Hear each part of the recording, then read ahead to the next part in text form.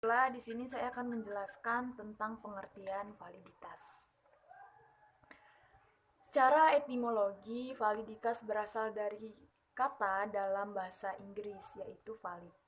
Valid di dalam kamus Oxford ya diartikan valid is the state of being legally acceptable, atau sesuatu yang bisa diterima menurut hukum. Mudahnya, validitas dapat diartikan benar atau sah. Di sini validitas memang berasal dari kata valid, tetapi dalam penggunaannya ada sedikit perbedaan. Kata valid dapat diartikan benar atau sah, sedangkan bila berubah menjadi kata validitas diartikan sebagai takaran atau ukuran kebenaran atau keabsahan sesuatu. Adapun dalam Kamus Besar Bahasa Indonesia, validitas adalah kesahan, sahnya, berlakunya sesuatu. Menurut Sujana, validitas adalah ketepatan alat penilaian terhadap konsep yang dinilai sehingga betul-betul menilai apa yang seharusnya dinilai. Menurut Surya Brata, validitas adalah derajat fungsi pengukuran suatu tes atau derajat kecermatan ukurannya sesuatu tes atau sebuah tes.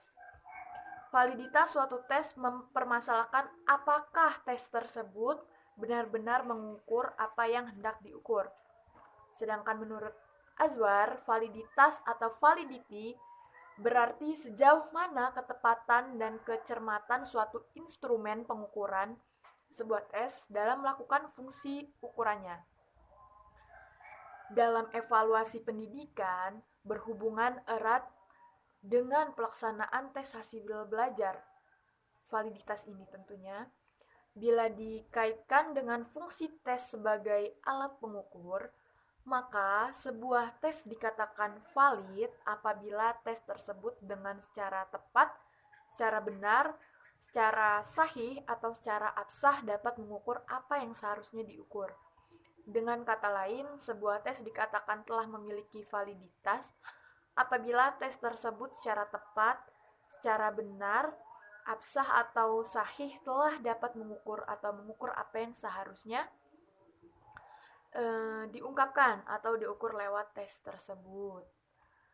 Berdasarkan beberapa pendapat tentang pengertian validitas yang telah saya sebutkan tadi, maka dapat diambil kesimpulan bahwa validitas adalah suatu standar ukuran yang menunjukkan ketepatan atau kesahihan suatu instrumen. Dari uraian ada dua jenis validitas, yakni validitas logis yang terdapat dua macam dan validitas empiris juga dapat terdapat dua macam.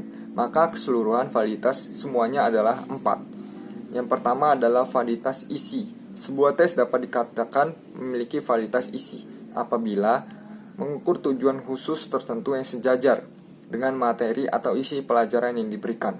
Oleh karena itu, materi yang dijalankan atau diajarkan tertera dalam kurikulum, maka validitas ini sering juga disebut validitas kurikuler. Yang kedua adalah validitas konstruksi. Sebuah tes konstruksi memiliki validitas konstruksi apabila butir-butir soal yang membangun tes tersebut mengukur setiap aspek berpikir seperti yang disebutkan dalam tujuan instruksi khusus. Dengan kata lain, jika butir-butir soal mengukur aspek berpikir tersebut sudah sesuai dengan aspek berpikir yang menjadi tujuan instruksional. Yang ketiga adalah validitas ada, sekarang.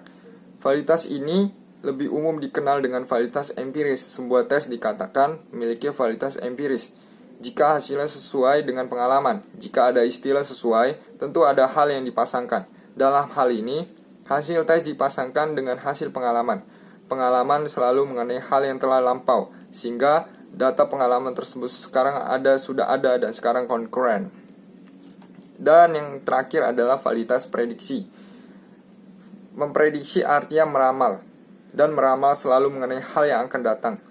Jika sekarang belum terjadi, sebuah tes dikatakan memiliki validitas, prediksi atau validitas ramalan apabila mempunyai kemampuan untuk meramalkan apa yang terjadi yang di masa akan datang.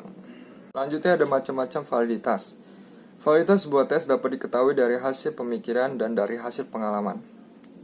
Hal pertama yang diperoleh adalah validitas logis dan hal yang kedua adalah validitas empiris. Kedua hal ini dijadikan dasar pengelompokan tes. Secara garis besar ada dua macam validitas. Yang pertama adalah validitas logis. Validitas logis mengandung kata logis yang berasal dari kata logika yang berarti penalaran. Dengan makna demikian, maka validitas logis untuk sebuah instrumen evaluasi menuju pada kondisi bagi sebuah instrumen yang memenuhi persyaratan valid berdasarkan hasil penalaran. Kondisi valid tersebut dipandang terpenuhi karena instrumen yang bersangkutan sudah dirancang secara baik mengikuti teori dan ketentuan yang ada, sebagaimana pelaksanaan tugas lain, misalnya membuat sebuah karangan.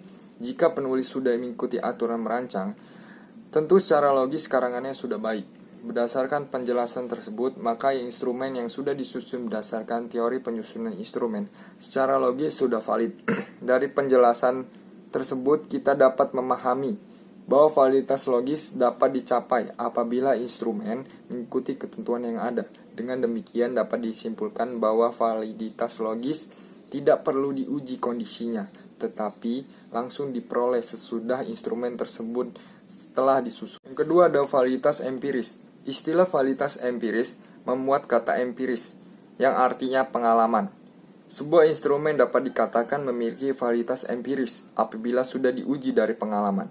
Sebagai contoh sehari-hari, seseorang dapat diakui jujur oleh masyarakat apabila dalam pengalaman dibuktikan bahwa orang-orang tersebut sudah banyak menghasilkan ide-ide baru yang diakui berbeda dari hal-hal yang sudah ada. Dari penjelasan dan contoh-contoh tersebut diketahui bahwa validitas empiris tidak dapat diperoleh hanya dalam menyusun instrumen berdasarkan ketentuan, seperti halnya validitas logis, tapi harus dibutuhkan melalui pengalaman. Ada dua macam validitas empiris, yakni ada dua cara yang dapat dilakukan untuk menguji bahwa sebuah instrumen memang valid. Prinsip-prinsip validitas mempunyai 4 bagian. Yang pertama, interpretasi yang diberikan pada asesmen hanya valid terhadap derajat yang diarahkan ke suatu bukti yang mendukung kecocokan dan kebenarannya. Yang kedua, kegunaan yang dapat dibuat dari hasil asesmen hanya valid terhadap derajat yang diarahkan ke suatu bukti yang mendukung kecocokan dan kebenarannya. Yang ketiga, interpretasi dan kegunaan dari hasil asesmen hanya valid saat nilai values yang dihasilkan sesuai. Yang keempat, interpretasi dan kegunaan dari hasil asesmen hanya valid saat konsekuensi dari interpretasi dan kegunaan ini konsisten dengan nilai kecocokannya. Baiklah, di sini saya akan menjelaskan mengenai validitas butir dan validitas keseluruhan.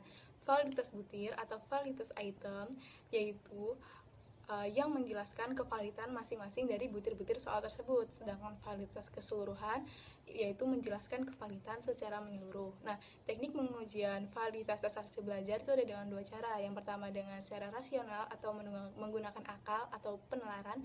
Yang kedua yaitu dengan cara validitas empirik atau berdasarkan hasil data empirik atau pengalaman. Validitas rasional itu ada dua. Yang pertama yaitu validitas isi yang diperoleh setelah dilakukan penganalisisan, penelusuran atau pengujian terhadap isi yang terkandung dalam tes hasil belajar tersebut. Nah, yang kedua ada validitas konstruksi. Maksudnya, suatu tes hasil belajar dapat diajarkan sebagai tes yang telah memiliki kevaliditasan konstruksi apabila tes tersebut ditinjau dari segi susunan, kerangkanya telah dapat dengan secara tepat mencerminkan suatu konstruksi dalam teori psikologi. Nah, yang kedua dari validitas empirik juga terdapat dua macam. Yang pertama validitas ramalan, yaitu suatu kondisi yang menunjukkan seberapa jauhkah sebuah tes dapat dengan secara tepat menunjukkan kemampuannya untuk meramalkan apa yang akan terjadi di masa mendatang. Yang kedua yaitu validitas bandingan, yaitu suatu tes sebagai alat pengukur dikatakan telah memiliki validitas bandingan apabila tes tersebut dalam kurun waktu yang sama telah secara tepat mampu menunjukkan adanya hubungan searah